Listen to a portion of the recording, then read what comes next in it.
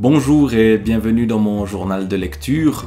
Aujourd'hui, une bande dessinée assez sulfureuse, Borgia, de Jodorowsky et Manara, tome 1, Du sang pour le pape, tome 2, Le pouvoir et l'inceste, puis les flammes du bûcher et enfin un épilogue tout à fait sanglant. Tout est vanité. Alors l'histoire de la famille Borgia est une histoire connue qui a fait beaucoup fantasmer les écrivains notamment, et une histoire pleine de scandales. Alors comment la représenter en bande dessinée en allant, c'est du moins le choix des auteurs ici, montrer l'immontrable, montrer la déchéance de l'Église romaine à la fin du XVe siècle sous le pape Alexandre Borgia, pape qui a d'étranges manières, notamment ses enfants. Ce pape qui a des enfants, et ces enfants qui se comportent eux-mêmes de manière tout à fait scandaleuse. César Borgia, Lucrèce Borgia, avec cette question qui a traversé les siècles. Quelle relation y a-t-il eu entre César et Lucrèce? Y a-t-il eu une relation incestueuse entre le frère et la sœur, entre le père et la fille? Et on voit que ce parfum de scandale qui existait déjà à l'époque, eh bien, il a suscité 1000 fantasmes supplémentaires. Et dans cette série de bandes dessinées, eh bien, Jodorowsky et Manara s'en donnent à cœur joie dans l'aspect scandaleux, l'aspect à la fois violent et absolument obscène. Alors, cela commence bien sûr par l'avertissement signé Savonarole. Gladius Domini. Gladius Domini super terram quito et velociter. J'ai vu le glaive divin s'abattre sur la terre des hommes. J'ai vu couler des fleuves de sang. Voilà à quoi ressemble la première page du premier tome. Des fleuves de sang, la dénonciation de la perversité, de la décadence de Rome. Rome n'est plus une ville sainte, mais un lupanar, sans foi ni loi. Les gens se font dévaliser en pleine rue, les maisons sont pillées en plein jour, la prostitution fleurit, les assassinats quotidiens se comptent par douzaines. Contre de l'argent, le haut clergé accorde des indulgences pour absoudre les méfaits les plus ignobles. Le pape lui-même ose vendre le pardon divin.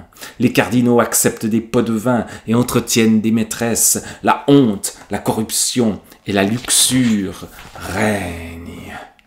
La colère de Dieu annonce le retour de la famine et de la peste.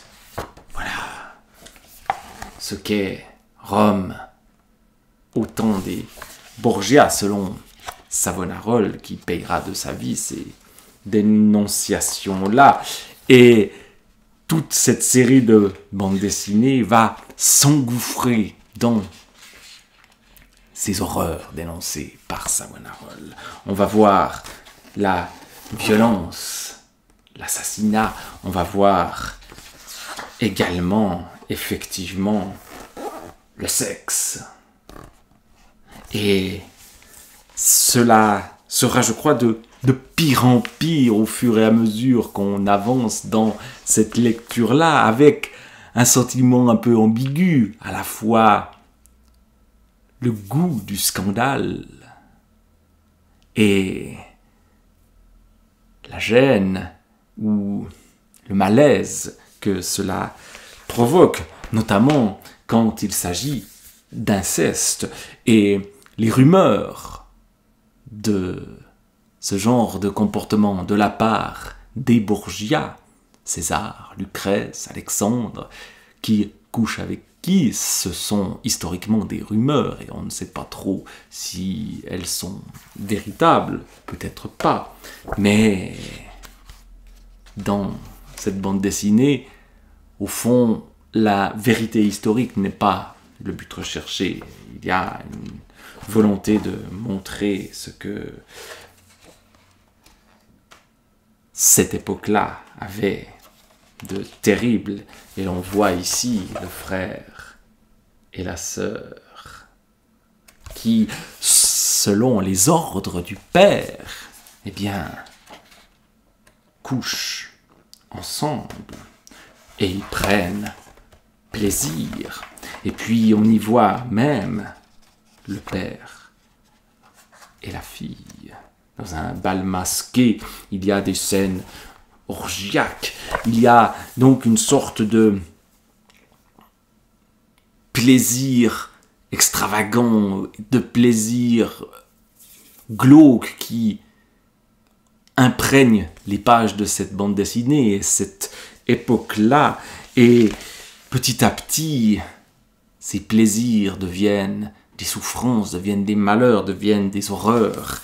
Et les flammes du bûcher sont allumées et le vieux pape sombre dans la luxure.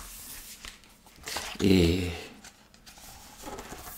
l'horreur nous est montrée de manière directe. Bref, il y a quelque chose qui va très loin dans cette bande dessinée-là, plus loin peut-être que des récits qui ont été faits sur cette scandaleuse famille Borgia.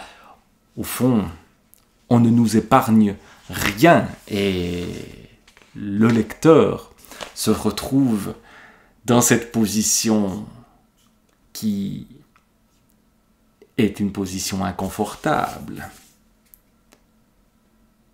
Je vois des horreurs, je vois des corps se vautrer dans le vice. Et est-ce que ça m'horrifie? Ben, peut-être pas tant que ça. Et on est confronté à ses propres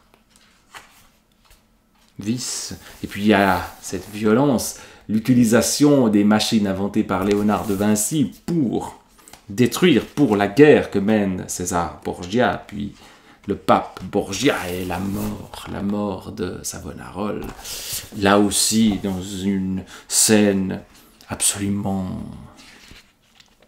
dégoûtante et violente, et le poison, et tout ceci qui, bien sûr, ne peut que se terminer dans la tragédie qui annonce